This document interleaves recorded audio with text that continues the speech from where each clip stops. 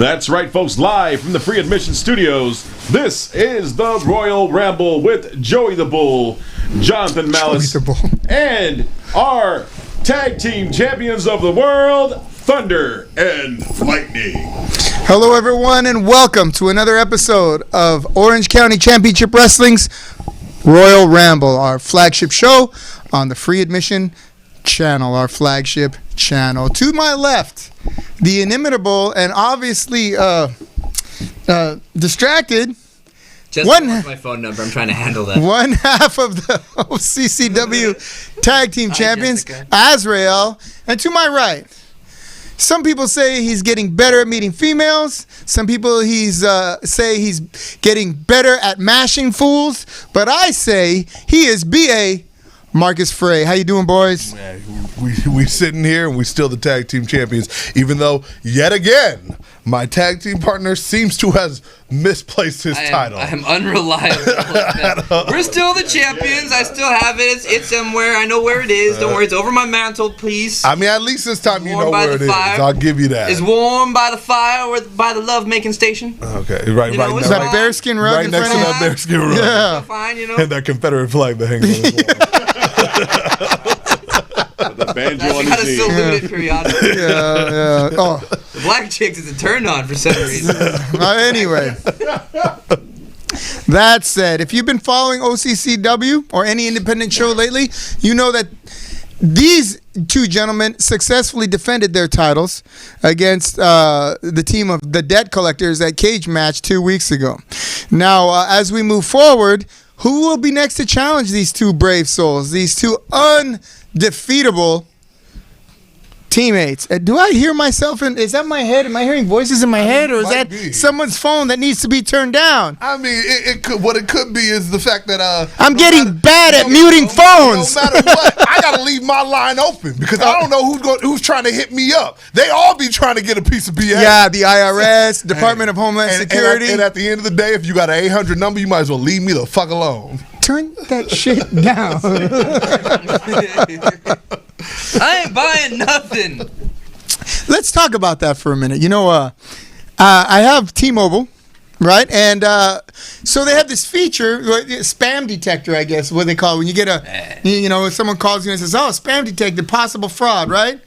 And so I'm like, oh, I'm not going to answer it. I went a whole day without answering my phone because it kept saying spam. I get to work and someone goes, hey, I've been trying to get hold of you to buy tickets. You know, I call and it just rings and rings and rings and no one ever answers it. I'm like, ooh. And then I get a phone call the next day. Oh, it's a phone number. Nothing. Like, okay, well, maybe it's someone calling to buy tickets. Hello, I'd like to speak to you about, re-electing so-and-so from the city council. I'm like, that's spam.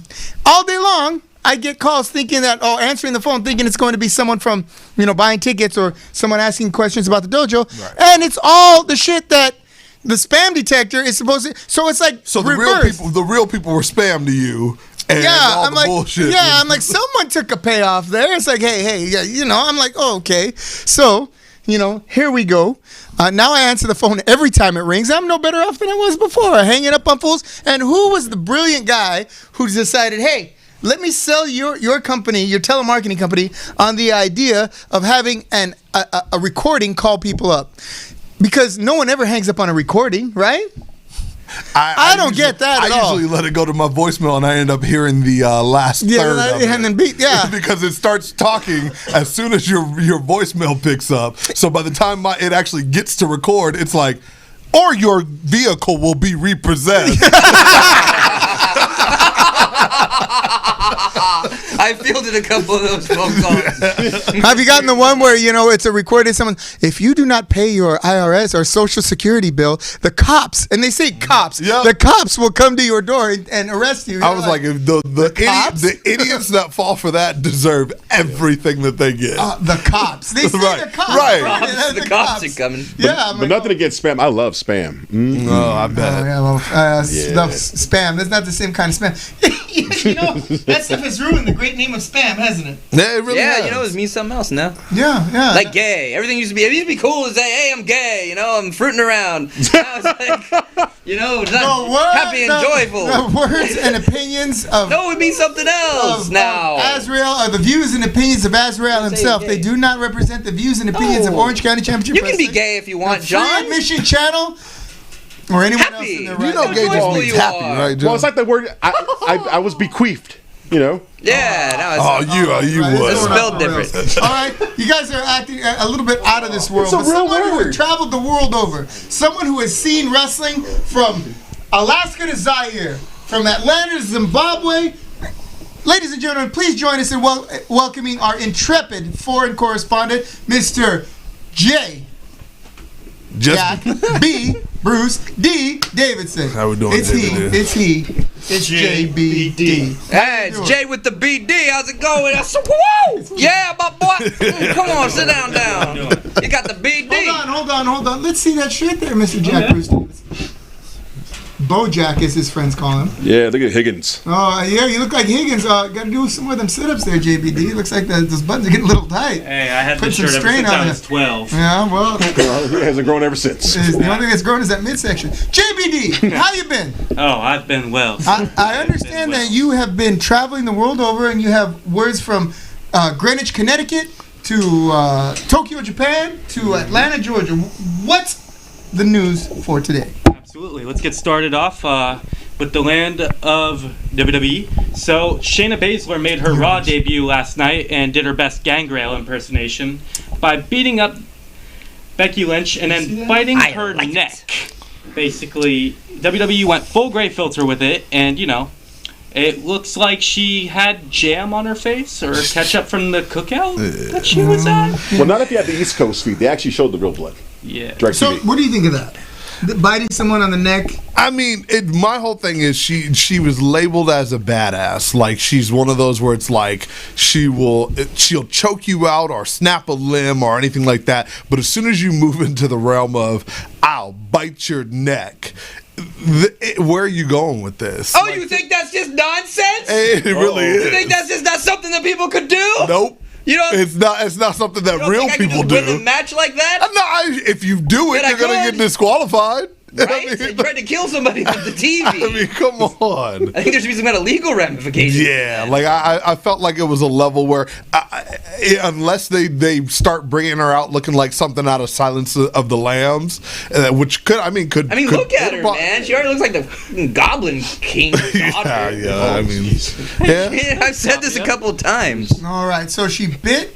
Who did she bit? She bit Becky Lynch in the back of the neck Yeah, to I where saw she that. drew blood. Yeah, no, so let's do some prognosticating, shall we? Prognosticating means guessing the future. That's a big Guessing the word. future, I was right? into it. Okay, I know you were, because you can see the future. Yeah. All right, where is this angle going? Is she going to be like a blood cycle, like the Brood? Is it going to be the new Brood? No, I feel like she's just gonna be unhinged. I think it's gonna be that the gimmick to me, where they're running with this is literally she'll do anything to anyone without any kind of repercussions or remorse in her actions. I like my women like that. like kind of like a Ken Shamrock, if you will. She snapped, and Yeah. then she goes and bites somebody. Yeah, like that's what it is. Well, Mike Tyson bit a dude's ear off. Yeah, So it's not. But he a possibility. Yeah, but he had remorse for what he did.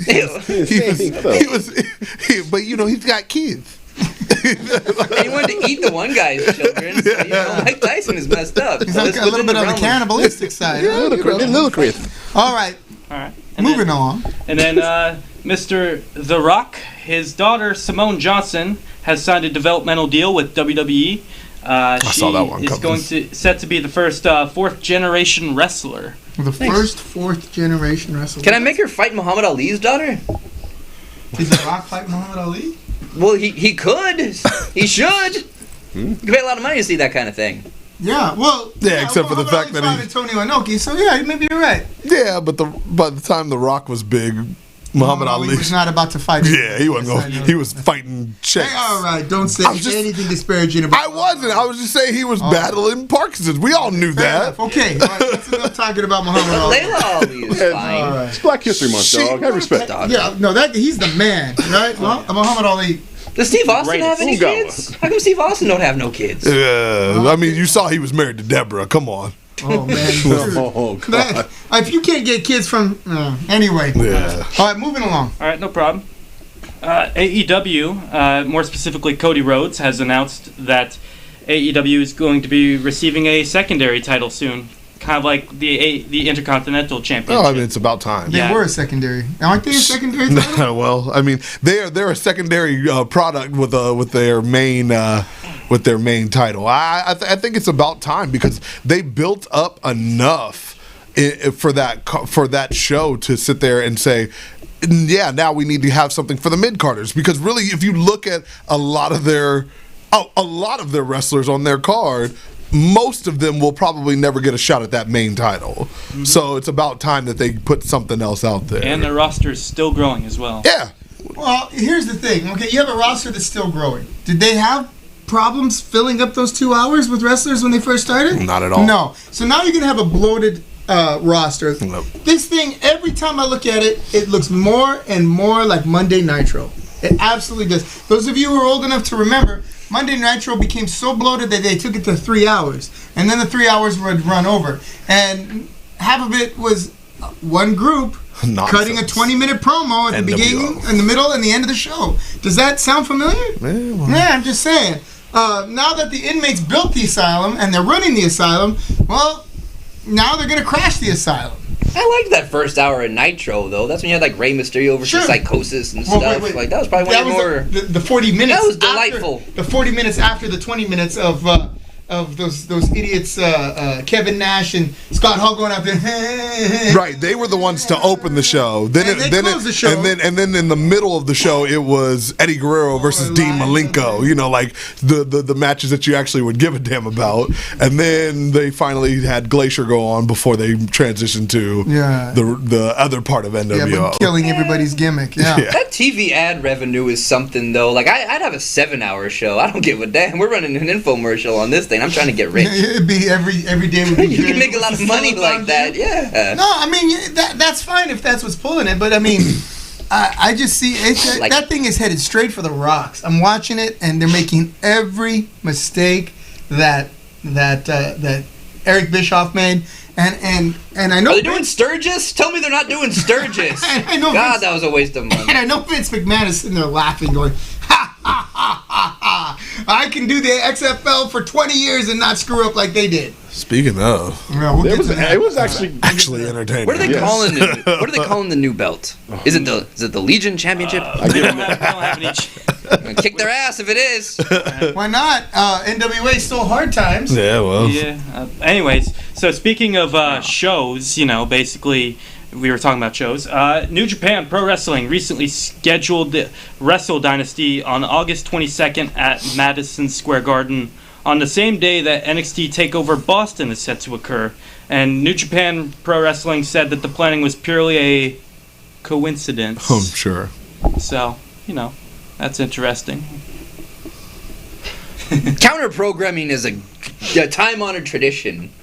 We're going to run the same day as them because fuck them, that's why. That's right. Well, and, but I don't understand. If you take on NXT, you're taking on the WWE. Right. All right? Plain and simple. That's like saying, well, we're ready to get SmackDown, not Raw. Well, but that's the biggest thing right now is NXT is growing exponentially. If you really look at what they're putting out there, people are jumping on the bandwagon more than they used to because of the fact that it's out there for the public now on prime television. And it's better than AEW. And it is. Like if you actually watch it. Because I wanted to see AEW succeed. Yeah. And I feel like they're going to have to move what day they air to try and see if they can compete with going on Tuesdays maybe. Well, their ratings behind now. Like what is it now? I think they're the last time that I checked they were losing, but barely. Ha! Good. That's not bad. I mean, whatever. Like, but money's money. There's more eyeballs watching wrestling than right. And that's the only thing is, like this whole New Japan going up against NXT thing. It's never a bad thing to have a little bit of competition because like you can't fill up both. Exactly. At the end of the day, you have more fans watching more wrestling. So, good for you. Exactly. All right.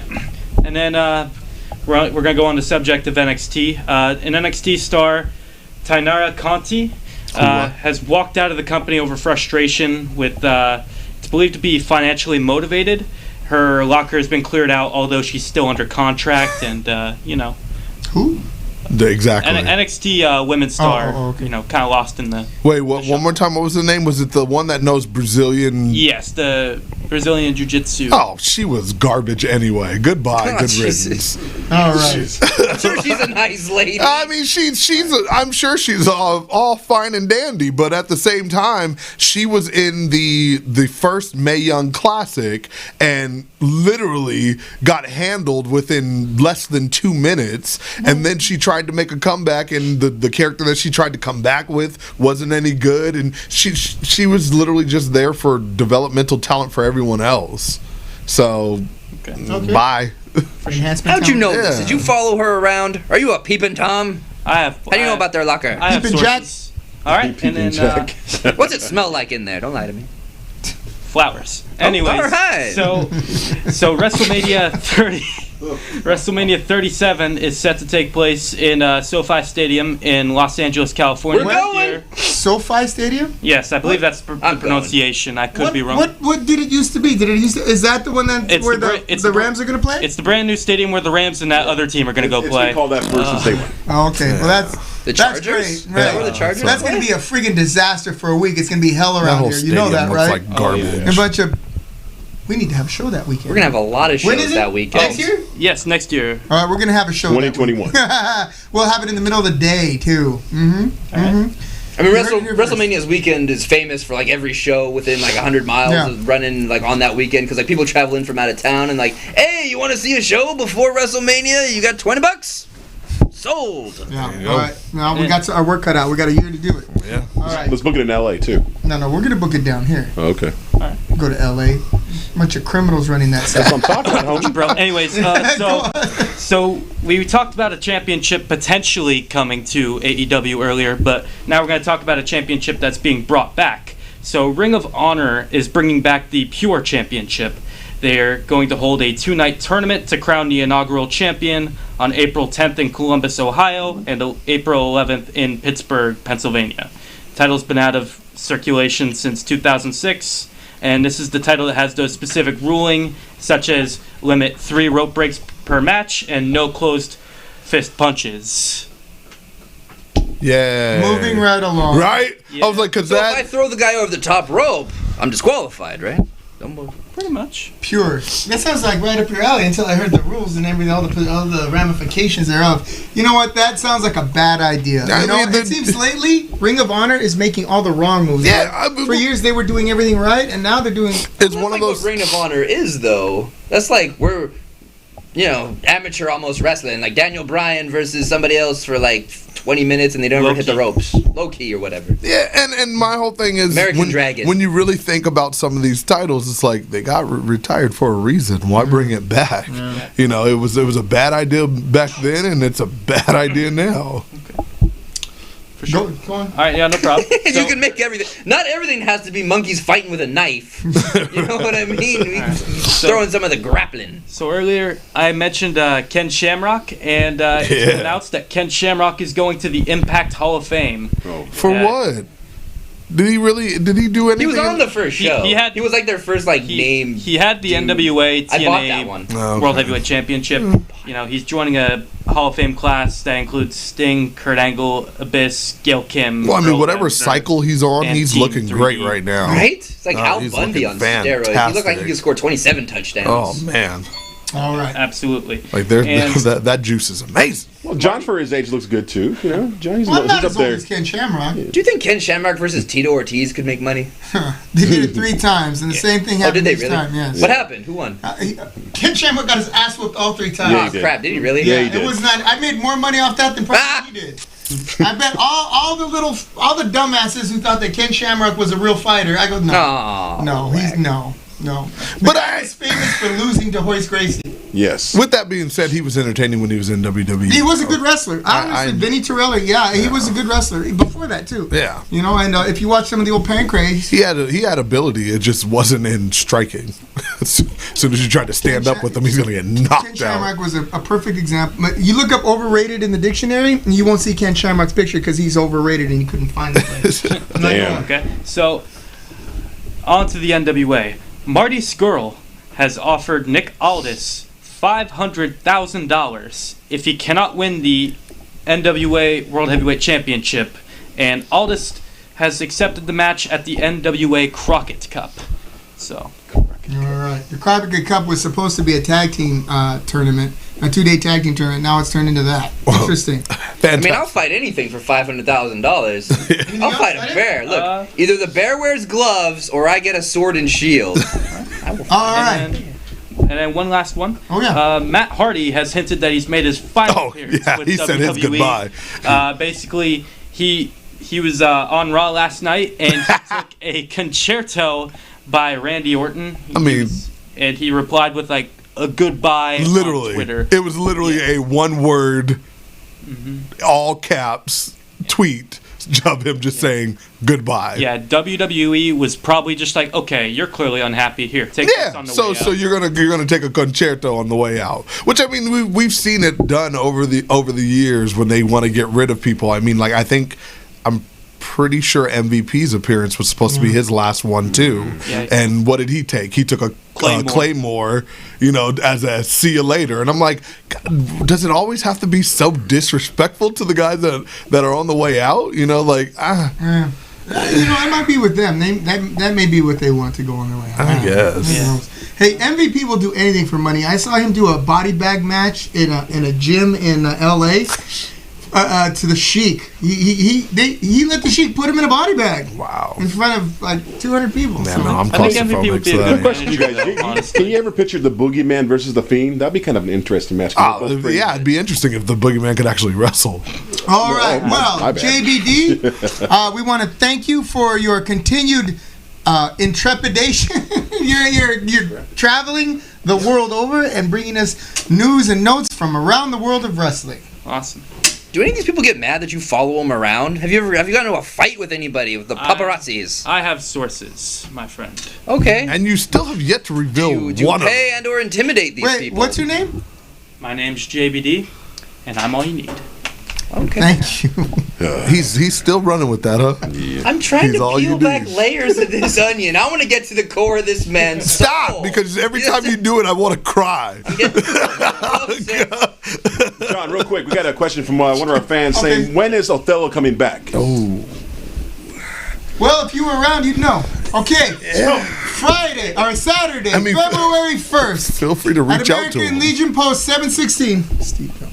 So, no, not that one. At American Legion Post 716, cage match 4. 3 title matches, 5 matches, all in a steel cage. 1 man emerged victorious for the Orange County Championship Wrestling Heavyweight Wrestling title. Ladies and gentlemen, he is also the first man in history of wrestling to regain the OCCW Heavyweight title. You know who I'm talking about. Ladies and gentlemen, please join me and give a warm welcome to the German fitness guru, Gusten Thunder Uberstuhl. We did it! We did it! We did it! We did it! We're number one! We're number one! That's not very esprit de corps. I don't know. Hey! I mean, what did I tell you last year, John? I was waiting for his punk ass to bring it back so that I could just take it off. Well, his punk ass did. You're welcome. Very good. So don't enjoy it for too long. The OCCW Heavyweight Championship, back where it belongs. Big boys and big girls. Ladies and gentlemen. Not let this precious thing run off to the streets of LA again. Now, I'll keep a careful eye on this one. You stay right here with Daddy. Now, last week we had the opportunity to watch said match, your title victory over Vintage Dragon. Now, you viewers at home, if you haven't seen it, you can go back to the archives and you can see the title match from last week's episode. Tell us a little bit about your match. I spared no expense. Secretly, I know you were gloating about that last week. His mother out from where the hell are you people from? Damn. From Berlin, Germany. And I thought it was like Stuttgart or some little shitty place like that. But yeah, Berlin. And yeah, don't think I didn't hear all the little comments you guys made last week. Because he knows where to find the mom. You know this thing gets broadcast, right? Yes. Oh, yeah, I mean, we all. Anybody with Facebook can watch this, right? Yeah. And they all want to know that, It doesn't stay in this room. John and Moms are very. All right, stop. Mama Ubersuit wanted to come out and see her baby boy win this heavyweight wrestling title, and so we didn't tell Gusta because we weren't sure if she had all her paperwork in order, and if that warrant was still hanging over her head. She made it out. She made it out, and surprised on your way to the ring, Mama Ubersuit in a little disguise. She goes, "Hi, baby Ubersuit," and you're like, "Momsk," or whatever you people say over there. That's exactly right. So, Momska. So, tell us about what it was like seeing your mom on the way to the ring, and if that drove you or if it slowed you down. Tell us about that. Well, that was, first of all, hats off to anybody who knew she was there and nobody tipped me off. That was pretty impressive. As far as I knew, she was at my niece's birthday party. I had just talked to her on the way to the venue, not realizing she was at the venue.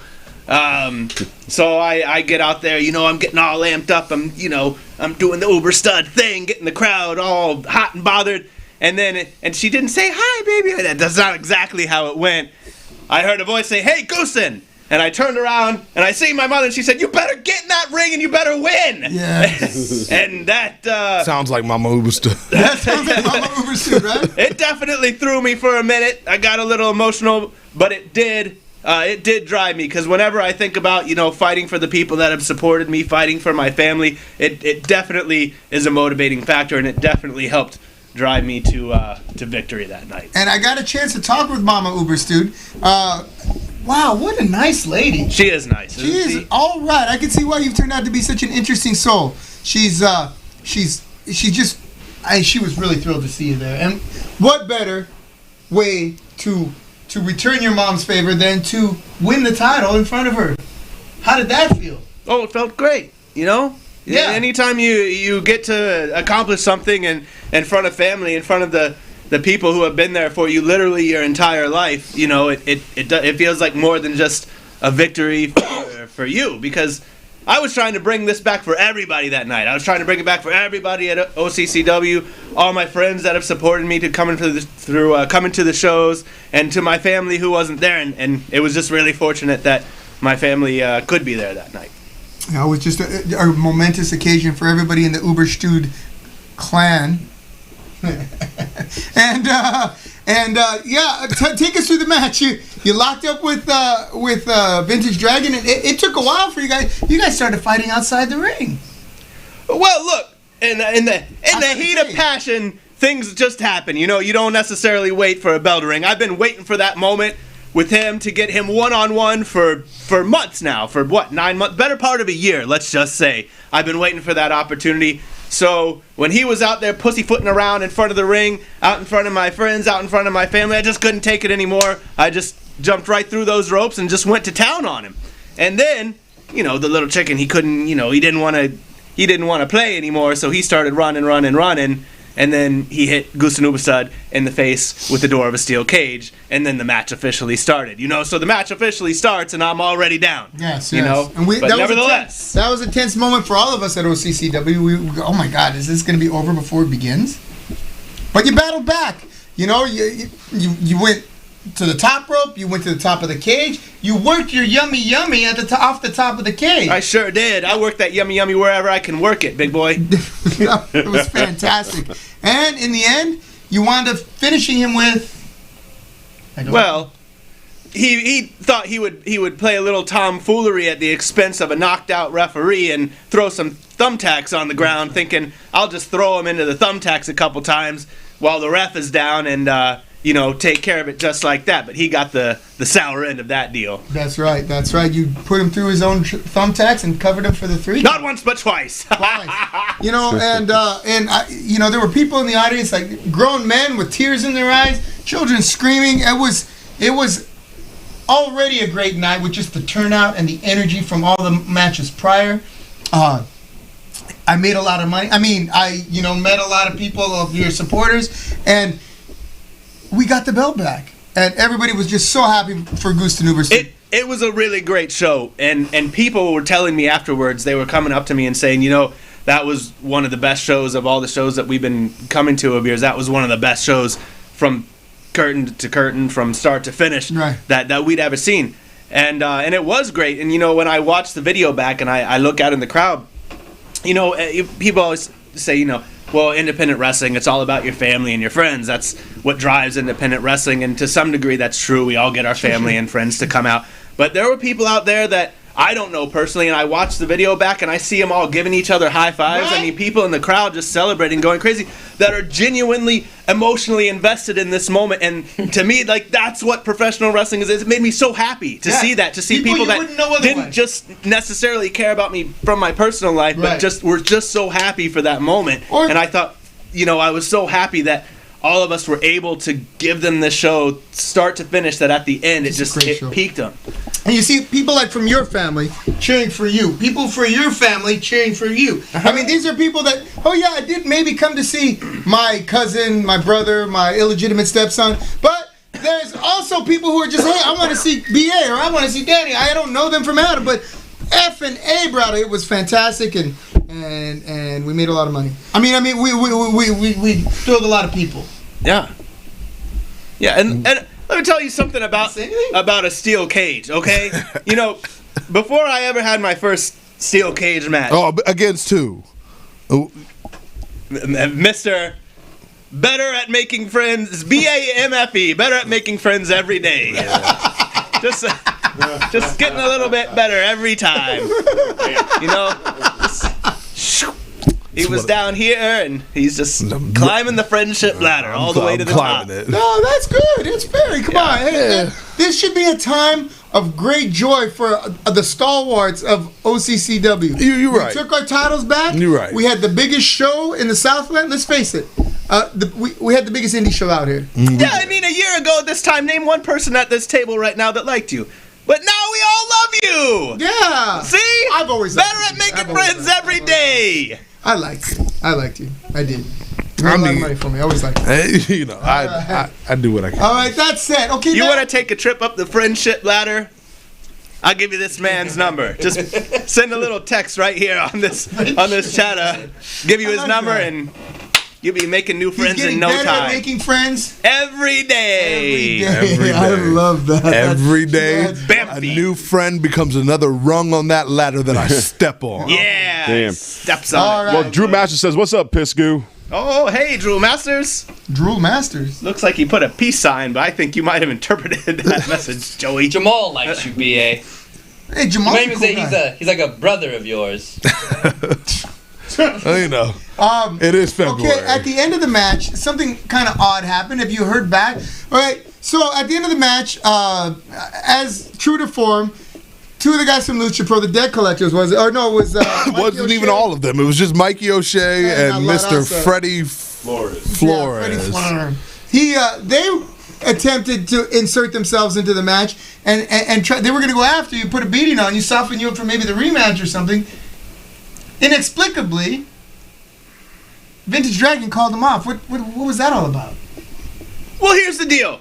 No matter how much you dislike somebody, no matter how much you hate somebody, when you get in the ring with somebody and do that kind of battle, there's a certain intimacy that forms between the two of you, that it's like a bond that cannot be broken, no matter how much disdain you have for each other. It's getting in the ring and going one-on-one with a man like that. It's like making love to a woman for the first time. There is a bond that forms, and it cannot be broken, and that bond solidified right then and there. So, I understood what... I call you an Uber and ask you to get the fuck out of my house. What are you talking about? A bond that can never be broken. Yeah, bond that can never be broken. So that night... Please never call me again. That night, Vintage Dragon and I, despite all the differences, there was an understanding. Even as I threw him through those tacks and he got crawling up, we looked at each other and we knew there was an understanding. We knew that it was over, but, respect to each other for the battle hard fought. And, after he did what he did for me, fending them off and handing me the title like a man, man to man, handing me the title saying, okay, you're the victor. There was no way I could sit there and let let them beat up on him like that. So I had to step in and get him off involved a little bit. That was, and so it's going to be interesting in the days to come to see what becomes of Vintage Dragon. It seems his bonds have been broken with his allies at Lucha Pro. So stay tuned. We'll have more on that situation as it develops. Now, let me just give a little side note about a steel cage, because as I was saying before my friend over here interrupted. Yeah, and I just had to remind you. A steel cage is not as forgiving as it might look. You look at it and you think like, oh, it's just a fence. It just bends a little bit. That's what I thought until I got thrown into one for the first time and it ripped the skin off my back. You're welcome. And I got reminded very quickly when I got back in there last Saturday, and the minute that door hit me and those chains started, the chain link just started slicing into me, I knew I was in for a ride. Yeah, let me ask you this something. It hurts. You're a large man, right? You're a little bit smaller. Do you think that your size is an impediment against the steel cage, or is it to your advantage against the steel cage? So, like, if I were to throw you hard into the steel cage, would it hurt you more than, say, if BA got thrown just as hard into the cage? Being in that steel cage now twice, it really actually doesn't matter. I've been thrown into the cage by Gustin and lost a little bit of myself then. And I've been thrown into the cage by Mikey O'Shea. Both times, it's amounts of pain that you really just can't put into words. Well, that's the thing about the cages. It's an equalizer. It really is. It can take a big man and a small man and say, hey, we got I got a cage on my side with steel and twisted metal. When they pick me up and I'm flying at it pretty fast. Like you're when they pick you up, they throw you, but you're heavier, so they're not gonna throw you as fast. I mean, I get picked up by a 300-pound dude. I am flying at that steel cage. I saw your like head, a dart. I saw the top of your head hit right in that cross and that member. did, and that hurt really bad. Yeah, okay. I don't remember a lot of it, but I'm sure the rest of it was pretty ugly. Well, we're gonna watch it next week. Play it for me. I'd love to see some of it. Also on the line that night. Don't remember any of it, so you might as well watch. Tell me all about it. We also had the American Legion title on the line. That's in a three-way dance of doom between the champion Freddie Havoc, the number one's contenders, Luis Tapia, and Joey Barone. You got that queued up for us, Heartbreak City is next, though, right? We have Heartbreak City? Okay. What do you have? I don't have anything. All right. Never mind then. But Heartbreak City is the next show, correct? Heartbreak City is the next show. And there's a Rumble in Heartbreak City, yes? The annual Heartbreak City Rumble will take place Saturday, March 7th at the American Legion Post 555 in Midway City. The Heartbreak City Rumble is traditionally a means to determine the number one contender to the newly crowned OCCW Heavyweight Wrestling Champion. You will see the tag team of B.A. Marcus Frey entered individually. You will see the Legion Champion, Joey Barone. You will see Vintage Dragon, Mikey O'Shea, and a host of others as they come to the ring, all in hopes of taking the number one contender spot to the OCCW Heavyweight Championship. Once again, that's Heartbreak City Rumble at American Legion Post 555 in Midway City. That will be Saturday, March 7th. Tickets are $15 pre-sale, $20 at the door. They're available at the American Legion Post 555 at Della O Jiu-Jitsu. Call 714-473-8867. Once again, that's the Heartbreak City Rumble. And the winner of that gets to be number one contender, right? Yes. That's very interesting to me. Very interesting. The most interesting thing is about it, you'll see teams, tag teams, brothers in arms competing for the same spot. You get to see champions like Joey Barone competing for that number one spot. The only person you won't see competing in that ring for that number one spot is the number one man. So what do you do all night? Make him fight somebody. Would you really call me an Uber and tell me to get out? Like the car ride. We got a long running match going here, and I just want to know at the conclusion of it, there's a bond here. You're going out. No, I mean if you were a woman, but you're a man, and I want to stay with you because you're a man. I mean, I don't mind having a relationship with you because but if you were a woman, I'd throw you right out. Because, hoes ain't loyal. So you mean when you're calling an Uber, you say you're going to call me. Yeah. Right, you're calling the Uber. Yeah. Now I get it. Yeah, she's going to call you to get them out. Uber. Because I've been sitting here thinking about that. Ride share. Right. I'm done with her Uber. You can take her and go if you want. I'm going to call you a super shuttle. Send your ass to the airport. Taxi. All right. Joey, Are there still taxi cabs? who's watching? What are you, from the 70s? Hold on. As a matter of fact, you are from the 70s. Yeah, we got, of course, Jessica Sky. We have Luther. Oh, God damn it. Luther. We got Charlotte watching. You got. That's right. Charlotte. That's not. Yeah, she wasn't too happy with some of those comments Azrael just had. Let's see who else. We got Paul Stitz. Paul Stitz had 130 triumvirate. They were at cage match looking sharp with their belts and their new haircuts and all that good stuff. Paul Stitz is a very long-time fan of OCCW. Want to say hi. He takes the bus all the way down here, walks for an hour, picks up his ticket, hangs out for a few minutes, and heads back. I am a big fan of Paul Stitz. We also got Junior Cholo. Hey! Freddie Havoc. Freddie.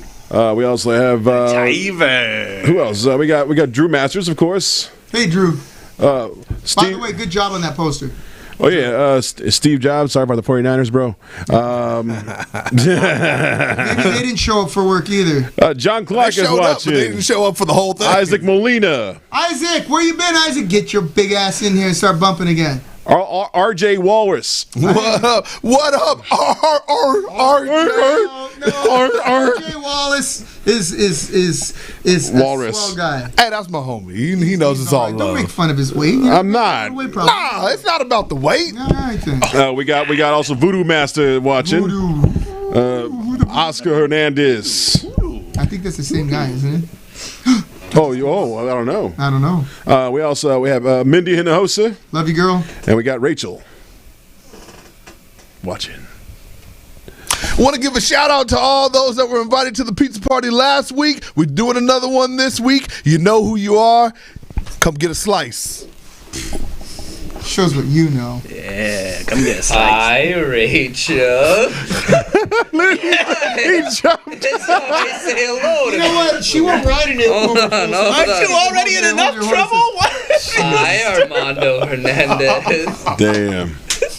But you know what? Honestly, Rachel's she's a cool chick. She's fun to be with. Yeah, you know what? We hung out at the GCF show. And also talking about football too. We're going to talk about the XFL. Yeah, and we hung out to watch Super Bowl. Yeah. We, you know what? The neat thing about Yoga Star is, and I'm peeling the curtain back a little bit. How are you? Football. Shut up, Paul. You see this? You see this? Let's see it go. That's a hand. Yeah, that's the back of me hand.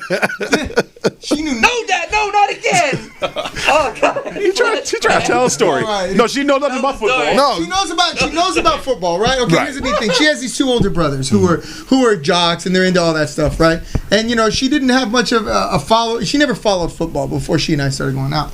So one day she's out having dinner with them or someone's birthday or something, like some family get together, and they're like, "Oh yeah, who's the best quarterback of all time?" Waiting for her to say Joe TB. Montana. And she goes, "It's Joe Montana." And they're like, she does know her shit. It ain't Tom Brady. Exactly. It's Joe Montana. Damn right. Whether you like it or not, it's the truth. Oh, he's got more Super Bowls. Hey, he wouldn't have had half those Super Bowls if they didn't invent a tuck rule in the middle of the freaking game. That's one. If they'd have handed the ball to beast mode in another game. That's two. So don't give me that nonsense. Yep. Yeah, if they'd have called pass interference on someone other than the people that were playing them. So, it's Joe Montana. Help me out here. Joe, I'm sorry, but I'm gonna put it like this: Joe Montana didn't get half the flags that Tom Brady gets. Tuck rule. Tom Brady gets flags if you just go. Oh, hey, good game. Hey, linebacker looked at Tom Brady wrong. 20 yards. Exactly. Tuck rule. Yeah. So. Mark Rippon, 1992 Washington Redskins. I remember that. That was the only time he won shit. Warren Moon. Hey, he was the best quarterback that year, wasn't he? He was. There we Bill go. Sims had the highest completion percentage ever in the Super Bowl, at 93%. And the worst the rest of his career. That's like saying Boomer Esiason was great. Come on. Damn. Warren Moon, Houston Oilers. Come on. Yeah, did nothing. Oh, God. McNair was also. That's like saying, what's that idiot Derek Carr.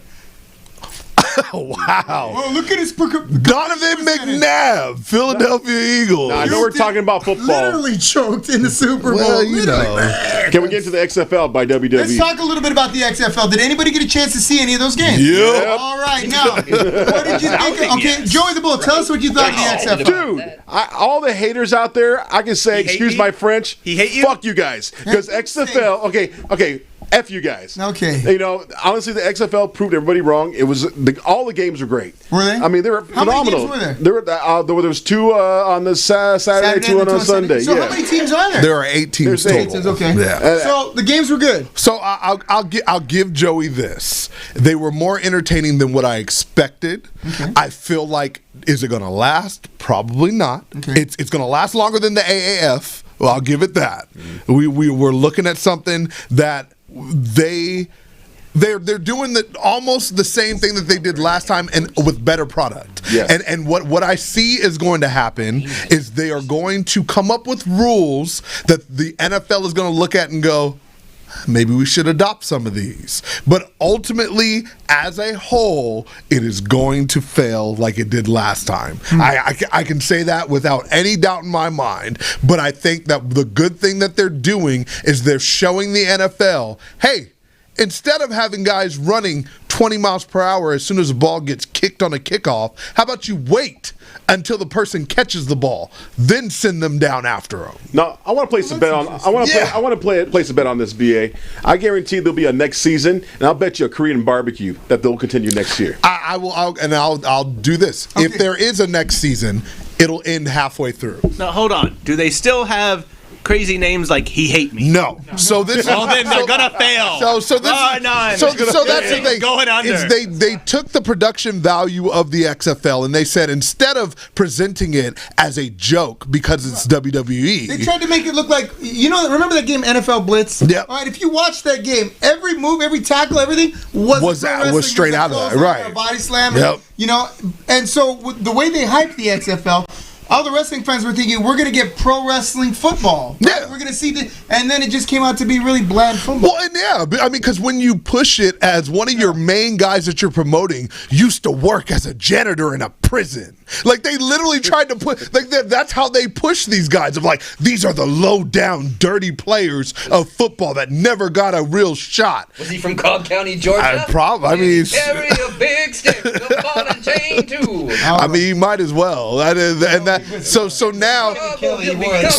now what they're saying is we went out, we got a bunch of guys that either didn't get the opportunity to go to the NFL or went to the NFL and just maybe didn't have the best career there. So they're giving these guys that are true athletes an actual shot. The games are fun to watch. Here's why I think it's going to last and it's going to do a little bit better. It may hang around like arena football has, in that it is getting cooperation from the National Football League. Right. What they're doing, they're hyping it on Fox, right? Yes. So you will have an XFL commercial during an NFL game. They did that all season long. So, but that's not cooperation. That's just they just paid for the advertisement. No, but they didn't do that before. In the past, the NFL did it to squash them, right? And I think what's happening now is that, hey, people still watch football. People are still going to watch football. Yeah, because I feel like what Vince did this time was a little bit smarter. Instead of him saying, Fox. Right. Instead of him saying like, oh, well, screw the NFL, come watch some hard hitting football. He then said, you know what? We respect what the NFL does, and which is why we are airing after their season. We're not trying to compete, but if you guys want to continue your joys of watching football, watch the XFL. Hey, go ahead. Well, what? So before, when it came out before, it was all like less rules, so people get hurt more. Pretty much. Kind of football. So what are they doing now that nobody's gonna really accept? Right. They have another way of scoring for the point after. You can kick a point after touchdown. You can run for you can do the 2-point conversion. They have a 3-point conversion now, where it comes from the 20-yard line. Okay, so here's the breakdown of it because I watched the video of the breakdown. Kickers now in the XFL are obsolete. which is first and foremost, which is almost fantastic because we all hate the fact that they line up for a point after touchdown, and whether the kicker misses or makes it, that dictates where the game goes. There are no more kickers for extra points. The only job that a kicker has is the kickoff. What about that's it. So and there's punters. Yeah, I mean you're gonna need a punter eventually, but they're basically all sitting on the sideline drinking water. So basically it is a 1-point conversion is from the 5-yard line. So they don't kick a PAT. So there's no kickers even in the point. So here's what it is. You can get 3 points from a field goal. Right. If you can't score a touchdown, you can do that. So that's the point where a kicker finally gets to dust off his cleats and walk off onto the field. But it's I believe it's the 2-yard line is a 1-point conversion, the 5-yard line is a 2-point conversion, and the 10-yard line is a 3-point conversion. That's fantastic. So it's making you then start to play strategic football. Yeah. It's fantastic. It's adding a new wrinkle. It's a great idea. The only thing I don't like is the LA colors. I like the New York Guardians. Well, the LA team as a whole was just kind of. I want you guys to find out the ticket prices, and if they're reasonable, I'll sponsor a trip. With the way that the LA Wildcats played in the first game, I'm pretty sure they'll be reasonable. Okay. All right, moving right along. We have come to the portion of our show known as Topics. That's right, Topics, where one we just covered, where I will present a topic to this distinguished panel of professional wrestling laureates, and they will have 1 minute to comment on said topic. Pro, con, in the middle, does not matter. We will talk honestly and openly. And our first topic, who wants the first topic? I seem to always take it, so why not? All right. The first topic is hardcore matches. Hardcore matches. First with an opinion is B.A. Marcus Frey. All right, so I'm not going to disrespect those that enjoy hardcore matches because it is I think our producer fell asleep, but it's okay. You know, it's all good. Yeah, I know. There's a lot of porn on that phone, so you got to. I know he doesn't watch that. It's XNXX, I think, or something like that. But basically what I'm saying is hardcore matches are for those that like that type of stuff, and I see it as I look at wrestling as movies.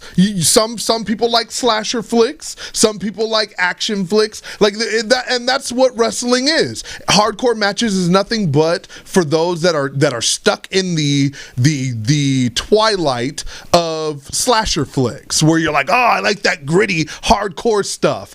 It's not something that's for everyone. I'm never going to disrespect it and say, this is trash. But I do believe that the level of athleticism needed to be a true wrestler is not necessary in a hardcore match. First and foremost, you got the only qualifications that you need in a hardcore match really is to be tough. And if that's what you want to watch, then that's for you. All right. Anyone else want to take this? I like it. I get it. Hardcore matches. Azrael. My definition of hardcore match is different than the way other people use the term hardcore. Hardcore to me, if I was going to say like what that is, would be like Rob Van Dam versus Sabu. You're looking at like ECW. Oh, right, okay. Because you're trying to take a move and then take it to like the utmost of what you have to do. You make it more difficult by introducing elements to it. Like if I'm going to do a leg drop on somebody, it's a lot harder to do if I have the chair involved. So that takes more skill than a regular match if it's at the height of it. If you're going coast to coast, I have to kick some guy. Getting a trash can involved, this is making it a lot more difficult to do. What you're talking about, like Abdullah the Butcher, like how much people can bleed, that's not a hardcore match. That's not a hardcore. That's what you would call garbage wrestling. It's like what you bring with you is you're just hitting people with the stuff that's laying around. The garbage, like New Jack. New Jack was a garbage wrestler. He would come with a trash can full of stuff and versus Balls Mahoney, and it was garbage wrestling. That doesn't mean bad. It's like the stuff that you would bring in a trash can, like the keyboard, all the stupid, like a kayak or whatever that they would hit each other with and run around the building. WWE made a joke out of the term hardcore with the hardcore title.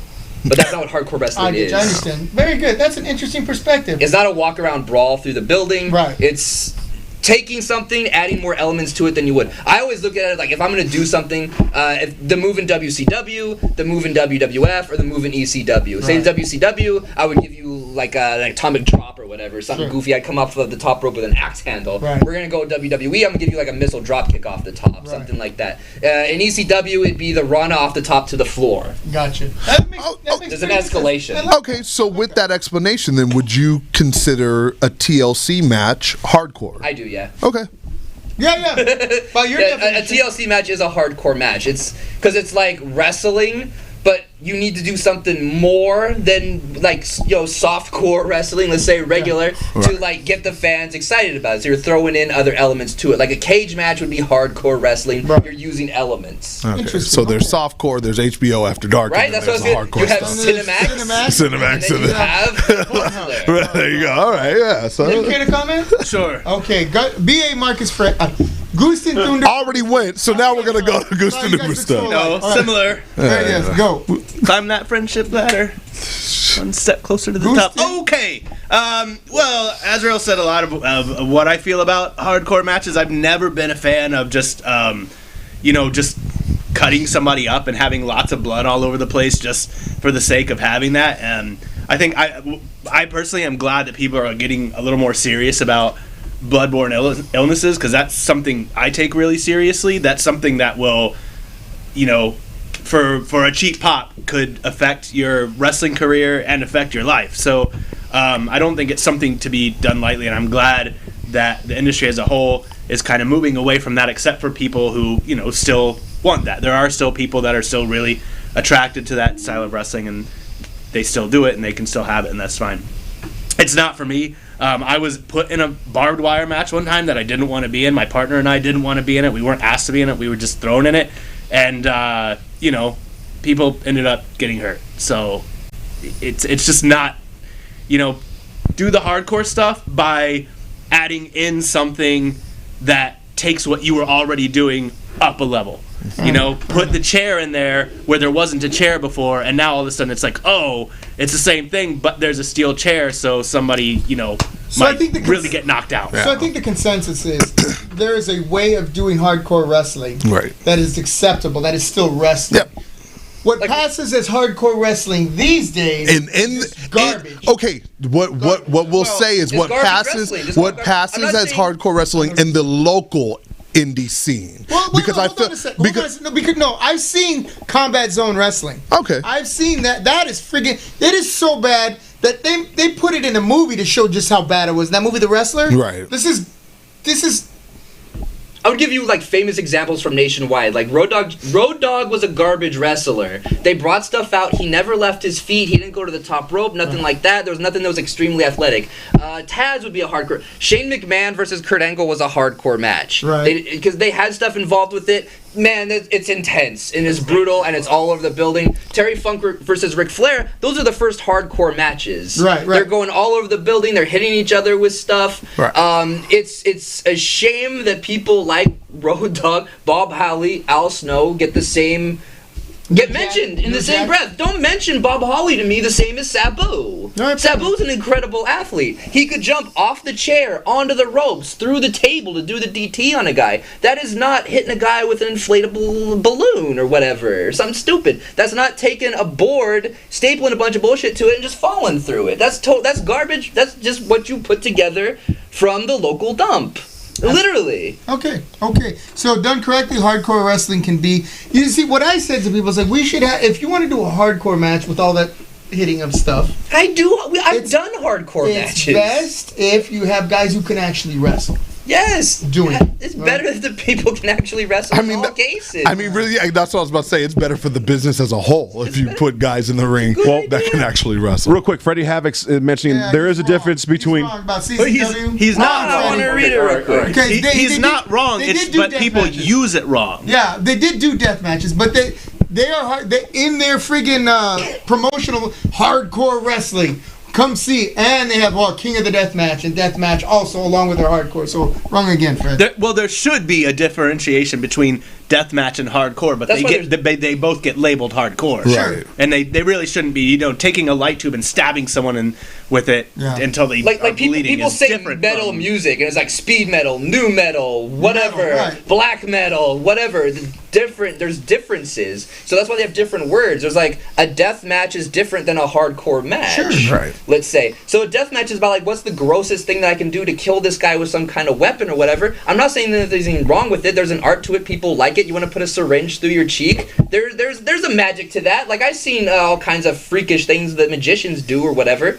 But that's not the same level of athleticism as the guy doing the triple jump moonsault. But that's the kind of stuff that killed this region for 10 years, at least 10 right. years. That's the problem, is it gave it a bad name. XPW went and ran that stuff and told people it was wrestling. They were thinking, Hulk Hogan and Randy Savage, and they were getting New Jack and whomever, right? And it was bad. And you would go to a Legion Hall and say, hey, can we do a wrestling? Oh no, we don't do wrestling here. Well, and then you come to find out that they ran a show here and they bled all over the place and they cleaned up and left all their syringes everywhere. Yeah. And there were no syringes in the matches. So, all right, our next topic, we're up against the hour, will be okay. Why don't you take this one, Azrael? It is John Cena. I think I have a button for this. Somewhere. John Cena. Azrael, go. I love. People are dumb for booing John Cena. John Cena is the heroic character. He's the Hulk Hogan character. He's supposed to win at the end. So if you want to pitch a message to kids, and it is mostly kids watching their show, always has been, always will be. I want hustle, loyalty, and respect. I think that should win. That doesn't insult anybody's intelligence. He's American. If you want to support America and be behind it, he should win at the end of the day. Hulk Hogan should have won at the end of the day.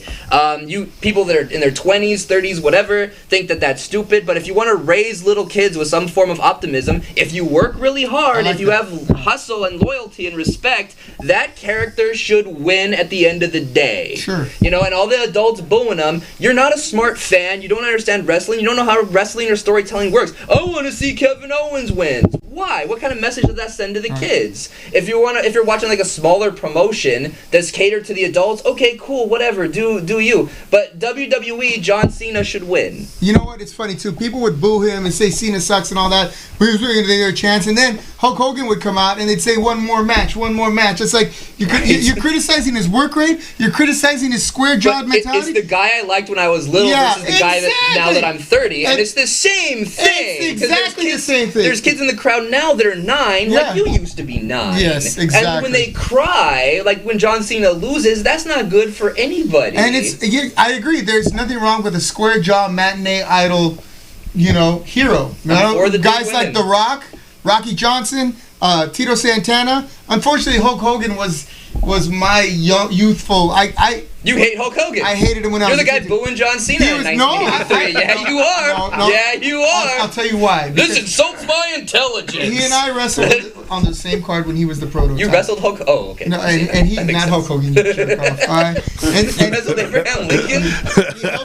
He held my son, who was still a baby, sort of year-old. He held him like this, and he looked at him and he goes, yeah, he's a handsome little guy. His bicep was bigger than my son. And he goes like this. Try this with a baby. No, don't try this with a baby. I wouldn't. But he goes like this. Here you go.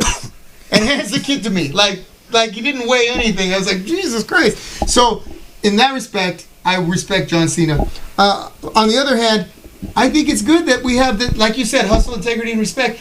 Say your prayers, eat your vitamins, right? They miss him. He's their top protagonist. He's the top hero character, and they haven't had a top hero character in the last couple of years since he's been gone. And I like what you said about... And they also missed Undertaker because they're missing their top antagonist. Raising your children with some optimism. Yes. I like that a lot. Did you want to comment on John Cena? Sure, why not? All right, He's going to be like, fuck him.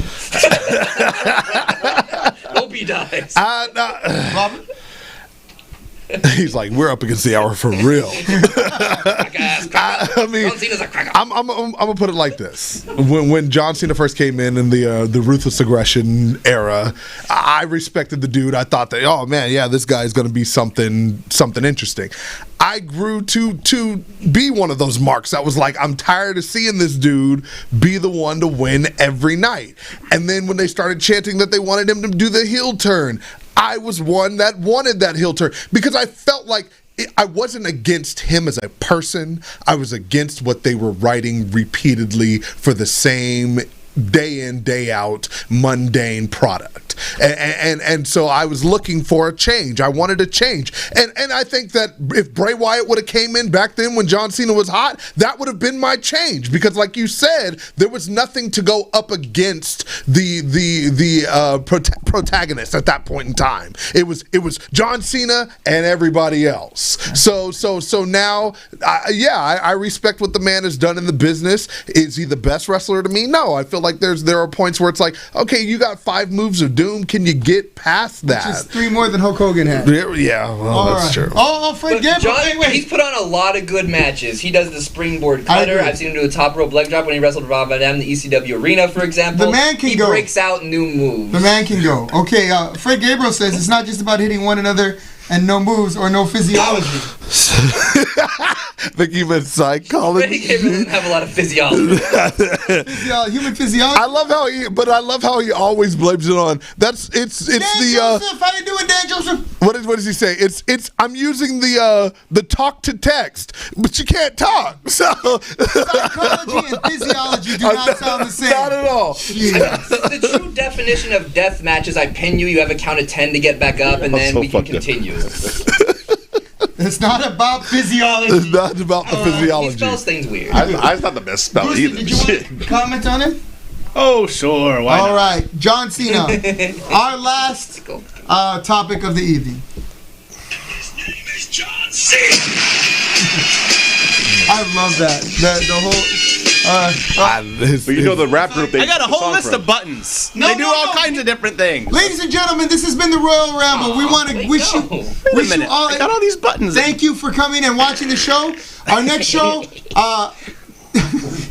Heartbreak City Rumble. Robert, can you put that up for us? Thank you. That will be. Oh, he tried to correct it. I give him that. Give him that. In Midway City, for the #1 contendership. Tickets are $15 pre-sale, $20 at the door. Get your tickets early. This event will sell out. For Joey the Bull. For Gusten Uberstude. For Azrael and B.A. Marcus Fred. King of the pizza party. I am Jonathan Mouse. I want to wish you all a good night and hope that you take all of your bumps. Robert, can you put the thing back on?